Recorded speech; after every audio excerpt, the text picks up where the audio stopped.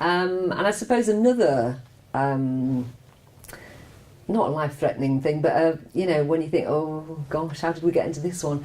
Was when we were in New Zealand. When we were in New Zealand, I was so used to driving on different sides of the roads in different countries that it all gets a bit skewed, really. So we were going to meet some friends at Tauranga races, and I was driving. Rachel was supposed to be navigating, my daughter Rachel, and she had her iPod in her ears, and she had the instructions on her knee, and it was like Planet Earth to Rachel. I think we've missed the turn off. Where are we going? So we turned round, got to this big spaghetti junction, and she said, oh, we need to turn left. And I said, oh, well, we're in the right-hand lane, so we'll need to go right and then sort of loop back. So I turned right, but instead of crossing the reservation and turning right, I just turned right. And suddenly there's like 3 lanes of traffic, all coming towards me, sort of like zigzaggy, hazy lines, And I thought, oh! Rachel went, Mom! Just sort of hanging on the side of a chair, and so I thought, oh God, what do I do now?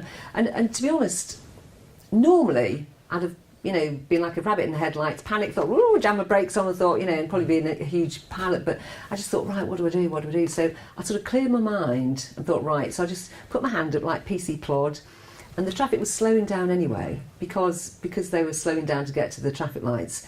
I just put my hand up and did a really, really quick 3-point turn, got to the point where I was pointing in the right direction, got to the traffic lights, and I just thought, oh, God. Yeah.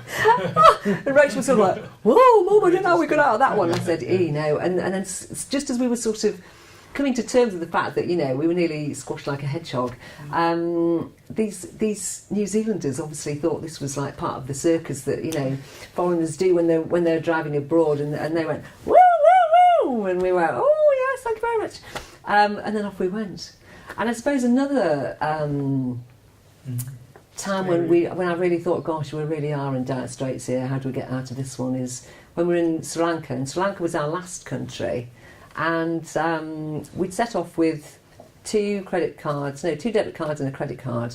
And by the time we got to our last country, I had 1 debit card left, because people had been trying to hack into the cards to use them on computers and things. And in Sri Lanka, you have to have drivers to get you wherever you want to go, because they're all fairly mad drivers, and you wouldn't dare drive yourself. And we had this lovely couple who turned up, Prima and Amerville. Prima being the woman, Amerville being the guy. And they had this maroon, like a Bedford van, that we all piled into, like we're going off on a bit of an adventure. And they were going to take us from Kandy to Trincomalee.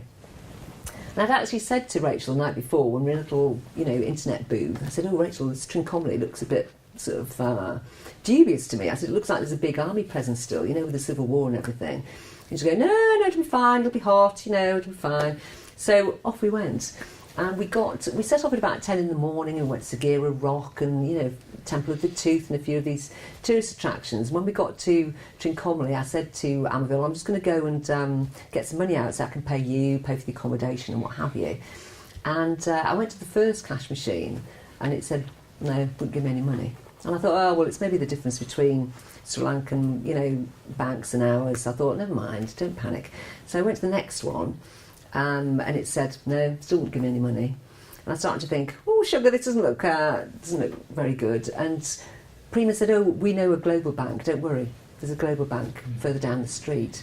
So off we went, and it said, when I put my card in, it said, your card has been deactivated, please ring your bank. And then I thought, oh, this doesn't look good. And again, I had this moment where I thought, gosh, how am I going to get out of this one?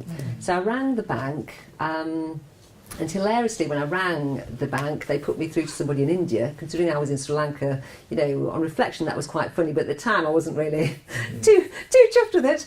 And she said, "Oh no, your card has been deactivated, but in 5 minutes I'll reactivate it." And I thought, "Oh great." 5 minutes later, I still couldn't get any money out. And I really did think, "Gosh, we are snookered here. What we're going to do?" So I thought, well, there's nothing more to do. I came out of this sort of cash booth. And I said to them, look, I'm so sorry, this is really, really embarrassing, but I can't get any money out. I can't get any money to pay you. I can't get any money to pay for the accommodation. Can we come back to Kandy with you? And they said, you can come and stay with us. And I just, it's that love. It's a bit like what you were talking about before. It's that love that you think, gosh, I just can't believe these people. And I said, well, that is such a lovely gesture. But I said, can you ring the guy that we stayed with last night and ask him if we can go and stay there again tonight? So she rang him, and she came off the phone, and she said, he said he will wait up for us. And I thought, these people, they were just, the Sri Lankans had nothing really, but they would have shared their last loaf of bread with you. They were so lovely.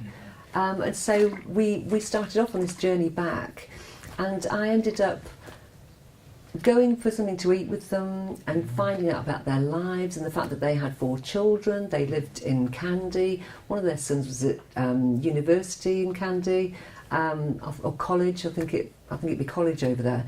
And told me about their children and where they were born and how they'd met, and it was just so lovely. It was just such a lovely experience. And when we got back to this hotel that we'd stayed in, because in Sri Lanka we stayed in hotels because they were much cheaper than anywhere else. This hotel manager said, "How lovely to see you," and it was just heartrending really. It was just so lovely to realise that there's people like that out there, and that if you sort of, in a way, if you have faith that things will turn out okay in the end. And so the next day, went and got some money, went to pay them, and when we met them, they had all their extended family there, and Prima was telling her extended family, we had such a lovely journey. And I thought, gosh, these people are just unbelievable. And they really do have their principles in place as to what's important in life and what isn't. They're not bothered about materialistic things. They're bothered about,